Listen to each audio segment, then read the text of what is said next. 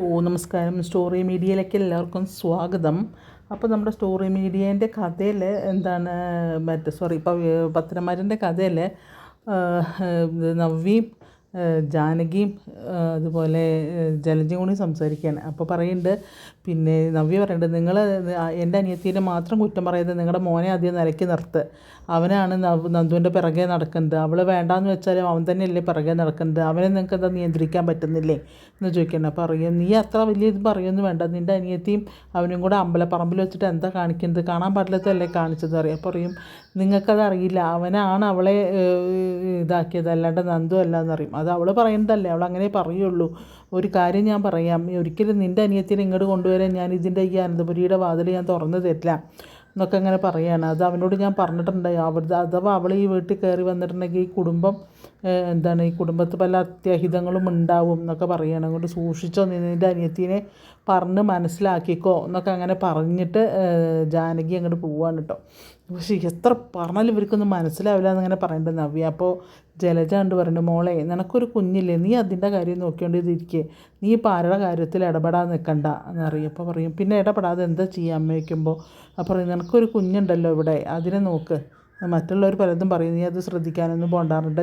ജലജയാണെങ്കിൽ ഭയങ്കര ഹാപ്പിയാണ്. കാരണം ഒക്കെ ഇപ്പോൾ നല്ല ഒത്തൊരുമയോട് പോയ ഒരു കുടുംബം അങ്ങോട്ടും ഇങ്ങോട്ടും അടിയും ഇടിയും വഴക്കും വയ്യാവേലിയൊക്കെ ആയി. അപ്പോൾ പിന്നെ ഒരു രക്ഷയില്ല, എല്ലാം വഴക്കും വയ്യാവേലിയായി പോയില്ലേ. അത് കഴിഞ്ഞിട്ട് അവൻ ജലജ അങ്ങോട്ട് പോവാണ്. പിന്നെ നവ്യ അങ്ങനെ എന്ത് ചെയ്യണമെന്ന് അറിയാണ്ട് നിൽക്കുകയാണ് കേട്ടോ.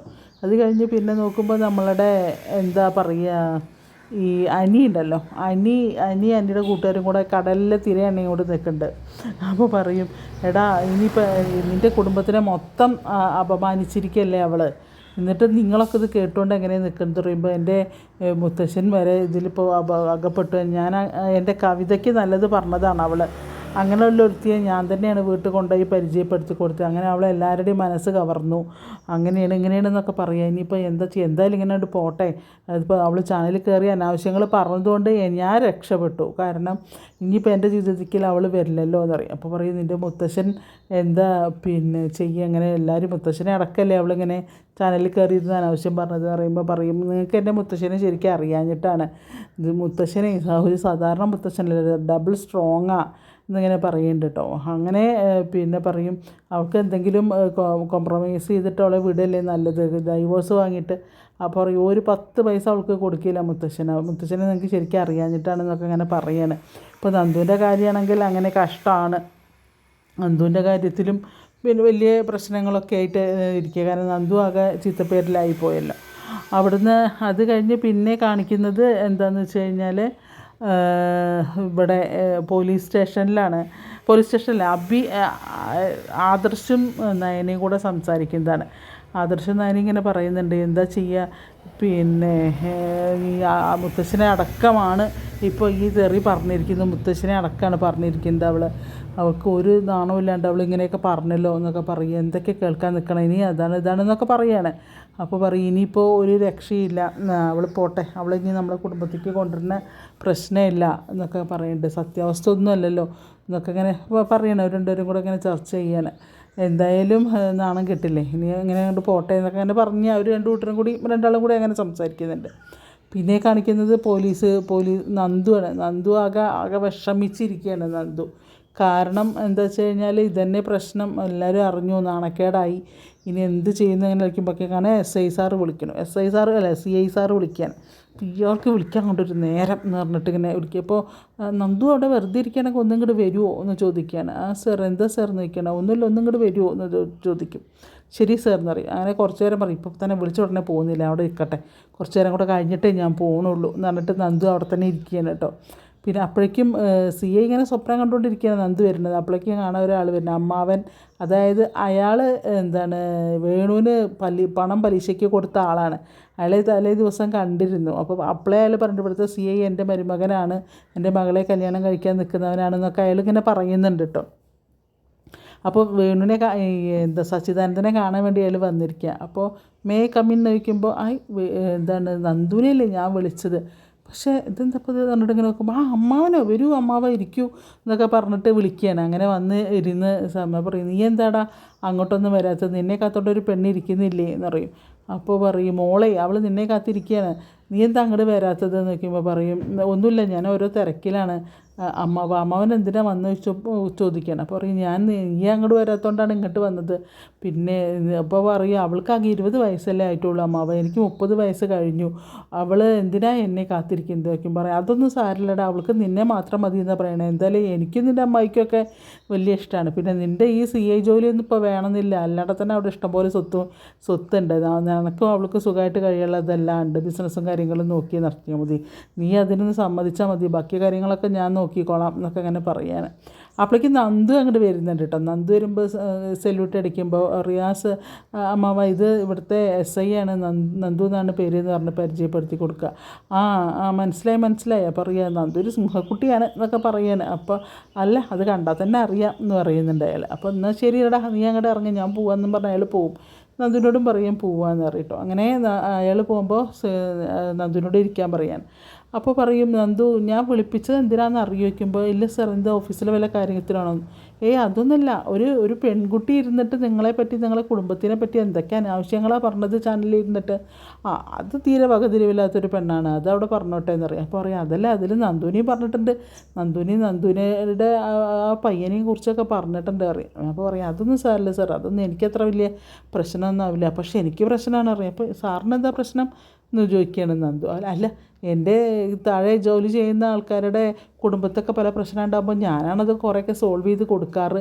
അപ്പോൾ അവരുടെ കുടുംബം എന്ന് പറഞ്ഞാൽ എൻ്റെയും കുടുംബമല്ലേ, അപ്പോൾ ഞാനതൊക്കെ സോൾവ് ചെയ്ത് കൊടുക്കാറുണ്ടെന്ന് പറയും. ഞാൻ എൻ്റെ വീട്ടിലെ പ്രശ്നങ്ങൾക്ക് തീർക്കാൻ ഞാൻ മാത്രം മതി സാർ, വേറെ ആരും അതിൽ ഇടപെടാതിരിക്കുന്നത് നല്ലത്. പിന്നെ അത് അവളെന്ന് പറഞ്ഞാൽ അവൾക്ക് തീരെ വകതിരിവില്ലാത്തൊരു പെണ്ണാണ് എന്നറിയും. അപ്പോൾ പറയുന്നത് വേണമെങ്കിൽ നമുക്ക് അവളെ അറസ്റ്റ് ചെയ്ത് ഇവിടെ കൊടുന്നാലോ എന്നൊക്കെ. അതിൻ്റെ ഒന്നും ആവശ്യമില്ല, അവൾ കുറേ പറഞ്ഞിട്ട് അവൾ നിർത്തി പോയിക്കോളും, അതിൽ വേറെ ആരും ഇടപെടൊന്നും വേണ്ട, അത് ഞങ്ങളെ കുടുംബ പ്രശ്നമല്ല, അത് ഞങ്ങൾ തന്നെ തീർത്തോളം എന്നറിയും. അല്ല എന്തെങ്കിലും ആവശ്യമുണ്ടെങ്കിൽ എന്നോട് പറയണം എന്നറിയാം. അപ്പോൾ പറയാം, അതിനൊന്നും കുഴപ്പമില്ല, അതിനെന്താ. പക്ഷേ അതിൻ്റെ ആവശ്യം വരുന്നില്ല, കാരണം ഞങ്ങളുടെ പ്രശ്നങ്ങൾ തീർക്കാൻ ഞങ്ങൾ തന്നെ ഉണ്ട് അവിടെ, അതിൻ്റെ ആവശ്യം വരുന്നില്ല സാറിന്. അപ്പോൾ സാർ ഇപ്പോൾ എന്തിനാ എന്നെ വിളിപ്പിച്ചത് എന്ന് ചോദിക്കും. അല്ല ഇതൊക്കെ പറയാൻ വേണ്ടി തന്നെയാണ്. അപ്പോൾ അറിയും വേറെ ഈ ഓഫീസിലെ കാര്യങ്ങൾ ആണെങ്കിൽ സാർ എന്നെ വിളിക്കൂ, അത് നമുക്ക് എന്താ ചെയ്യാൻ, അല്ലാതെ എൻ്റെ കുടുംബ പ്രശ്നത്തിൽ സാർ എന്തായാലും ഇടപെടണ്ട, അതൊക്കെ തീർപ്പാക്കാൻ ഞാനുണ്ട് എന്നും പറഞ്ഞിട്ട് അയാൾക്കൊരു കൊട്ടും കൊടുത്ത് നമ്മുടെ നന്ദു അവിടെ നിന്ന് അങ്ങോട്ട് പോവുകയാണ്. അയാളിങ്ങനെ നേരം നിൽക്കുന്നുണ്ട്. അപ്പോൾ നന്ദു പോയതിൻ്റെ പിന്നാലെ അയാൾ വരികയാണ്. വരുമ്പോൾ മറ്റേ ഒരു പോലീസുകാരുണ്ട്, കുറച്ച് വയസ്സായ ആളുണ്ടല്ലോ, അപ്പോൾ അയാൾ ഇങ്ങോട്ട് വരുന്നുണ്ടാവും. അപ്പോൾ പറയും പിന്നെ നമ്മുടെ SI മാഡത്തിനെ കുറിച്ച് എന്തൊക്കെയാണ് ചാനലിൽ ഇരുന്ന് പറയുന്നതല്ലേ എന്നൊക്കെ ചോദിക്കുമ്പോൾ പറയും സാറ്, പക്ഷെ അത് അവർക്ക് ഇതൊരു പ്രശ്നമല്ല, കാരണം അവരുടെ എന്താണ് 2 പെൺമക്കളെ അങ്ങോട്ടാണ് കൊണ്ടുപോയിരിക്കുന്നത് എന്നൊക്കെ പറയും. അപ്പോൾ പറയും ഒരുത്തനെ കുറിച്ച് പറയുന്നുണ്ടല്ലോ, നന്ദുവിനെ അയാളെയും കുറിച്ച് പറയുന്നുണ്ടല്ലോ എന്ന് പറയും സച്ചിദാനന്ദൻ. അപ്പോൾ പറയും ഉണ്ട്, അത് പിന്നെ കുറച്ച് സത്യങ്ങളും ഉണ്ട് അറിയും. സത്യങ്ങളോ, എന്ത് സത്യങ്ങൾ എന്ന് ചോദിക്കും. അല്ല ആ പയ്യൻ മേഡത്തിൻ്റെ പിറകെ നടക്കുക, ആ പയ്യന് മേഡത്തിനോട് ഭയങ്കര ഇഷ്ടമാണ് പറയുമ്പോൾ അങ്ങനെ പാടില്ല എന്ന് അറിയാണ് അയാൾ. അപ്പോൾ ഇയാൾ വിചാരിക്കും ഇതെന്തപ്പോൾ ഇത്, അല്ല അവനെന്തിനപ്പോൾ ഈ പിന്നെ നന്ദുവിൻ്റെ പിന്നാലെ നടക്കണ വയ്ക്കുമ്പോൾ, അതായത് ആ പയ്യൻ്റെ 2 ചേട്ടന്മാരാണ് നന്ദുവിൻ്റെ 2 ചേച്ചിമാരെ കല്യാണം കഴിച്ചിരിക്കുന്നത്, അപ്പോൾ അവർ ബന്ധുക്കളല്ലേ, അതുകൊണ്ടായിരിക്കും. പക്ഷേ ആ പയ്യന് ഭയങ്കര ഇഷ്ടമാണെന്ന് പറയുകയാണ് കേട്ടോ. അങ്ങനെയാണ് ആ വീഡിയോ ഒക്കെ പുറത്ത് വന്ന് പറയും. അപ്പോൾ ഏത് വീഡിയോ നോക്കിയപ്പോൾ അത് പിന്നെ എന്ന് പറഞ്ഞാൽ ഇങ്ങനെ മടിച്ച് നിൽക്കുക. അപ്പോൾ പറയടോ ഏത് വീഡിയോ, എനിക്കൊന്നും അറിയണില്ല, നമ്മുടെ സ്റ്റേഷനിലെ ഒരു പിന്നെ വനിതാ SI അല്ലേ, അവർക്ക് എന്താ പ്രശ്നം ഉണ്ടായത് നമ്മൾ അറിയണ്ടേ, നമുക്കതിൽ ഇടപെടണ്ടേ എന്നൊക്കെ പറയും. നമ്മളൊന്നും ഇടപെടണ്ട, അത് മേഡം തന്നെ അത് കൈകാര്യം ചെയ്തോളും, നമ്മളിന്നിപ്പോൾ പിന്നെ അതിലിടപെടേണ്ട ആവശ്യമില്ല എന്നിങ്ങനെ പറയണം. അപ്പോൾ പറയും എന്താ വീഡിയോ കാണട്ടെ എന്നറിയാം. അങ്ങനെ അയാൾ ആ വീഡിയോ കാണിച്ചു കൊടുക്കുക, ഇങ്ങനെ അനി ഇവളെ ഇങ്ങനെ ചേർത്ത് പിടിക്കുന്ന ആ വീഡിയോ കാണിച്ചു കൊടുക്കുന്നുണ്ട്. അപ്പോൾ പറയും അത് ശരി, എൻ്റെ പെണ്ണിൻ്റെ മേലെ അവൻ കൈ വെച്ചല്ലേ എന്നിങ്ങനെ പറയണം മനസ്സിൽ. അപ്പോൾ പറയാം അത് ശരി, അവനെ എന്നാൽ നമുക്ക് കസ്റ്റഡിയിൽ എടുക്കണമല്ലോ, അവനെന്തിനാ അപ്പോൾ ഇങ്ങനെ കാണിച്ചത്, അങ്ങനെ ഇങ്ങനെ എന്നൊക്കെ പറയാൻ കേട്ടോ. അത് നമുക്ക് അവൻ്റെ പേർക്ക് കേസ് എടുക്കാമെന്ന് പറയും. അതിൻ്റെ ഒന്നും ആവശ്യമില്ല, മാഡം അത് ഒഴിവാക്കി വിട്ട കേസാണ്, കാരണം അവൻ എപ്പോഴും സ്ഥിരമായിട്ട് മാഡത്തിനെ ശല്യപ്പെടുത്തിക്കൊണ്ടിരിക്കുമ്പോൾ ഒരു ദിവസം മാഡം കുത്തിനെ പിടിച്ച് നിർത്തിയതാണ് എന്ന് പറയും. അപ്പോൾ പറയും പുലിക്കുട്ടിയാണ് നന്ദു പറയും. അതിലവൻ വീട് വിട്ട് പോയി സങ്കടപ്പെട്ട് എവിടേക്കോ പോയിരിക്കുകയാണ്, അങ്ങനെ കുറ്റബോധം തോന്നിട്ട് മാഡം വിളിച്ചുകൊണ്ട് പോകുന്നതാണ് പിന്നെയും എന്നൊക്കെ ഇങ്ങനെ പറയാണ്. അത് ശരി എന്നറിയാം. എന്തായാലും അവനെ അങ്ങനെ വെറുതെ വിടാൻ പറ്റില്ല, അവൻ്റെ പേർക്ക് കേസ് എടുക്കാനും പോലീസ് സ്റ്റേഷനിൽ കൊടുത്തിട്ട് 4 കൊടുക്കണം, അതാ ചെയ്യേണ്ടത്. പെണ്ണുങ്ങളെ ഉപദ്രവിക്കുക, ഒരു പെണ്ണിനെ ഉപദ്രവിക്കുക ഞാൻ സമ്മതിക്കില്ല എന്നൊക്കെ പറഞ്ഞാൽ അയാൾ അവിടെ നിന്ന് ഭയങ്കര വീരവാദം മുഴക്കുക. എന്നിട്ട് അയാൾ അങ്ങോട്ട് പോകും തിരിച്ച്. അപ്പോൾ ഇയാളെന്തിനാ അപ്പോൾ ഇതൊക്കെ എന്നോട് പറയുന്നത് ചോദിക്കുകയാണ് ആ പോലീസുകാരൻ. എന്ത് കാര്യത്തിനപ്പോൾ അയാൾക്ക് ഇതിപ്പോൾ എന്നോട് എന്താ ആവശ്യത്തിന് ഇതൊക്കെ പറയുന്നത് അങ്ങനെ വിചാരിക്കാൻ. അത് കഴിഞ്ഞ് പിന്നെ കാണിക്കുന്നത് എന്താണെന്ന് വെച്ച് കഴിഞ്ഞാൽ നവ്യയും നയനയും പിന്നെ എന്താ ആദർശം കൂടെ വീട്ടിലേക്ക് വരണം. അപ്പോൾ നവ്യ അവിടെ ഇരിക്കുന്നുണ്ട്. ഈ ഡയലോഗുകളൊക്കെ തന്നെ ഉള്ളൂ കേട്ടോ. അത് അങ്ങോട്ടും ഇങ്ങോട്ടും മാറി തിരിഞ്ഞും ഇതൊക്കെ തന്നെയാണ്, ഒരേ ഡയലോഗുകൾ തന്നെയാണ് ഇവർ ഈ പറയുന്നത്. അപ്പോൾ അങ്ങോട്ട് കയറി വരുന്ന സമയത്ത് നവ്യ കാണുന്ന സമയത്ത് പറയുന്നുണ്ട്, എന്താണ് നിങ്ങൾക്കിപ്പോൾ സമാധാനമില്ലേ, മുത്തശ്ശനെയും കൂട്ടി ചേർത്ത് ആ അനാമിക ചാനലിലിരുന്ന് പറഞ്ഞാൽ വേണ്ടാത്തതൊക്കെ നിങ്ങൾ കേട്ടില്ലേ, നിങ്ങളും കൂടെ കാരണമല്ലേ ഇപ്പോൾ അതുകൊണ്ട് അങ്ങനെയൊക്കെ സംഭവിച്ചത് എന്നൊക്കെ ഇങ്ങനെ പറയുമ്പോൾ നയന പറയും, ചേച്ചി എന്താ പറഞ്ഞിട്ടാണ് ഈ സംസാരിക്കുന്നത്, എല്ലാത്തിൻ്റെയും കാരണം ഇവിടെ ഒരുത്തരുണ്ട്, അവനോട് പോയി ചോദിച്ചു നോക്കുക. അപ്പോൾ ആരാ ഇത്, നിങ്ങളെന്താ അവിടെ ഇവിടെയും തൊടാതെ സംസാരിക്കുന്നത്, ആരാ അത് ചോദിക്കണം നവ്യ. അപ്പോൾ ആദർശം ഇങ്ങനെ കണ്ണോട് ഇടയ്ക്കും പറയണ്ട.